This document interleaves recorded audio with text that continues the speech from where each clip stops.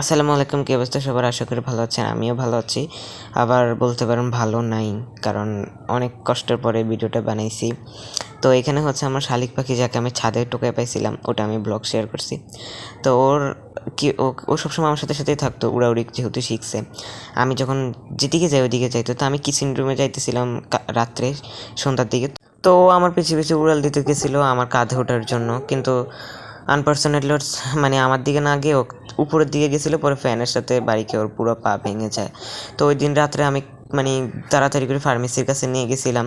ফার্মেসিতে যাওয়ার পরে ওনারা হচ্ছে কয়েকটা ওয়ান টাইম দেয় আর কিছু ব্যথার ওষুধ দেয়। খাওয়ানোর পরে হচ্ছে 2-1 দিন ব্যান্ডেজটা রাখি, কিন্তু পরের দিন দেখি কি যে ওর ব্যান্ডেজের ভিতরে মানে প্রচুর পরিমাণ দুর্গন্ধ বের হয়। আমি যখন ওইটা খুলি তখন দেখি ওর পুরো পা অলরেডি ছুটে গেছে, জাস্ট আঠা লেগে আছে। পরে আমি পাটা পুরো খুলে দেই, আর কি করার। তখনও ভালো ছিল, কিন্তু রাত্রেবেলা আমি ওকে ব্যথার ওষুধ খাইয়ে দেওয়ার পরে ঘুম পাড়ায় দিই, অ্যান্ড শেষ। আর নাই, ও মানে রাত্রে মারা যায়। আমি 3টার দিকে একবার উঠে ওকে দেখছিলাম নামাজ পড়তে উঠে, তখনও দেখছি একটু একটু নড়াচড়া করে। তো ভাবছিলাম ঘুমে আর অত ডিস্টার্ব করি নেই। তো সকালবেলা উঠে দেখি এই অবস্থা। এরপর আর কি কবর দিতে চলে আসলাম ঢাকা শহরে, যেহেতু কোনো মাটি টাটি নাই, তো ভাবলাম বেলি ফুল গাছের নিচে কবর দিয়ে দেই। তো কবর দেওয়ার জন্য আমি হচ্ছে মাটি টাটি খুঁড়তেছি।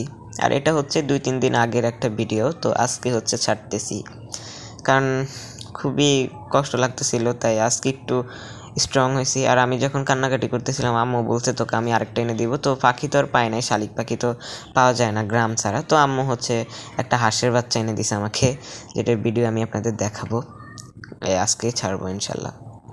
তো এরপরে ওকে মাটি দিয়ে দিচ্ছিলাম, অ্যান্ড মাটি দেওয়ার আগে বারবার ওকে আমি আদর করে দিতেছিলাম, কারণ মানে আমার মনে হচ্ছিল কি ও এখনও আছে। আমি যখন ঘরে আসি তখন মনে হচ্ছিল কি ও এখনও হয়তো জীবিত আছে, ওর ঘরের ভিতরে আছে, মানে এরকম ভুলা যাইতেছিল না ওকে, এখনও পর্যন্ত আমি ভুলি নাই ওকে।